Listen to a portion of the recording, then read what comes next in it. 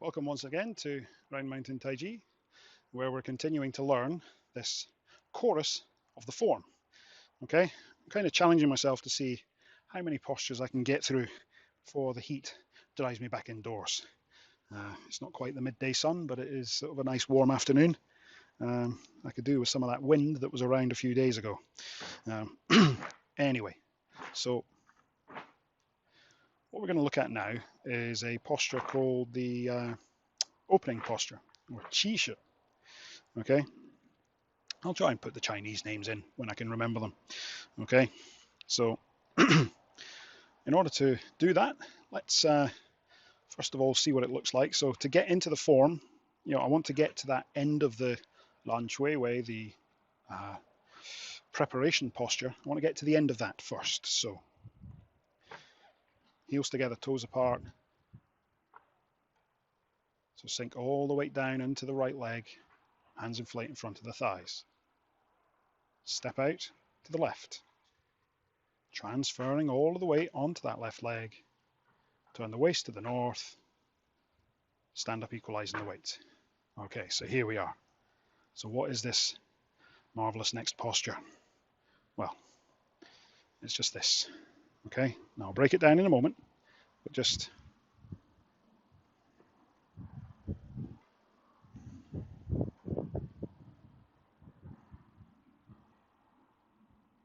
that's where we're at. Okay, so what's happening?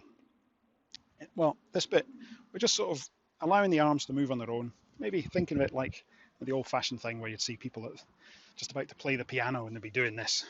I don't think anyone actually does that, but you'd see it in the movies, so it must be true. So again, from the end of our preparation posture, okay, we're here, arms are inflated in front of the thighs, okay, and so what are we going to do? Well, the arms are going to rise, kind of led up by the wrists, okay. Again, this analogy of being like a marionette, okay. So they come up to here. Now they're not going up too high, okay. I don't want them going higher than my shoulders, okay. They should be a bit lower than my shoulders. Quite often you'll see people wanting to sort of really sort of make more of the posture and the form than is actually there, okay. In this particular style, we're not going to do that. So we come up to here. What next? Well, then we'll allow the hands to sort of inflate. So the fingers are then pointing forwards, okay? Then the elbows are going to sink. Now, since the elbows are sinking, the hands are going to come back towards me, okay? They're still sort of hanging loose here. So coming back. And the elbow's going to go back a little more. I'm going to turn the palms away, like I'm doing a very narrow press up or something like that. Okay, fingertips pointing to the ceiling, to the sky. Then the hands will come back down in front of the thighs. And this is one of those postures that you can just keep doing on a cycle. So arms rise, led up by the wrists. And the fingers rise. The elbows sink. The hands come back. The elbows go back. Fingertips point up. The hands come back down in front of the thighs. Okay, so let's just do it again, a few more times. Led up by the wrists, the arms rise. Then the fingers rise. Elbows sink, the hands come back. Elbows go back, fingertips point to the ceiling. Hands come back down in front of the thighs. Okay, so once again, arms led up by the wrists. And we allow our fingers, our hands to sort of inflate. The elbows sink as the hands come back.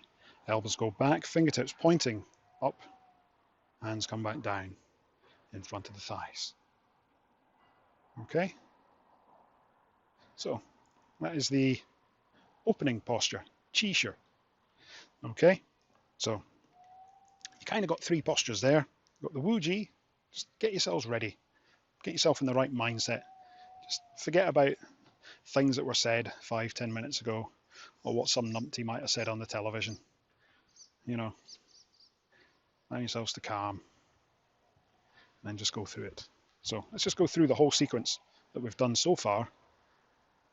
So heels together, toes apart, arms loose by your sides. Sink all the weight down onto the right leg. Hands inflate in front of the thighs. Step out to the left, not too far now. Transfer all the weight over onto that left foot. Turn the right foot to point to the north, squaring up the waist. Stand up, equalizing the weight. And the arms rise, led up by the wrists. And the fingers rise. The elbows sink and the hands come back. Elbows go back a little more, fingertips point to the ceiling. Hands come back down in front of the thighs.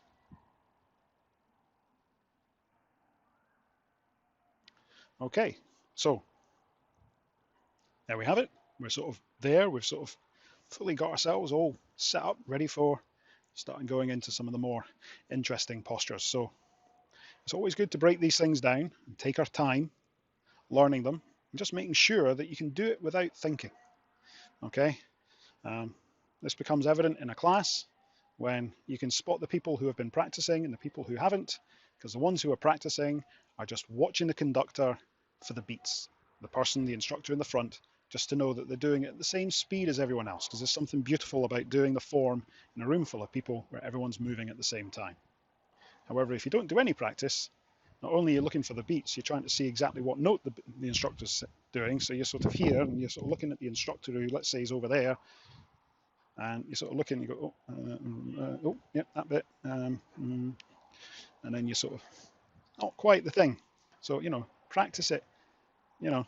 And a final note as well is there is no competition, okay?